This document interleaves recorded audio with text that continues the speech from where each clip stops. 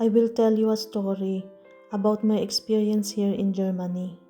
At the beginning of my job as a nurse here in Germany, I have a Filipino co-worker. We are working on the same hospital, but we have different stations or departments.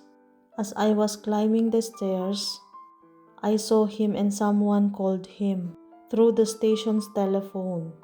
I heard him answer the phone. I heard him, but I didn't understood what he said. That's when I realized I have to further improve in German language. I need to learn more. What I learned in school was not enough.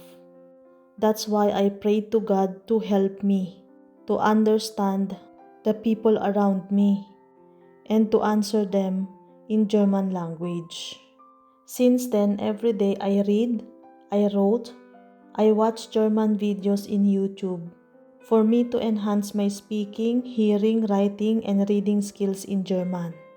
A gentle reminder: never ever depend or give your hopes up to your friends, acquaintances, and family because they do not know what you are experiencing, your struggle. They do not know how you feel. Of course, you can tell them your struggles, challenges, and situation, but do not put your hopes up to them.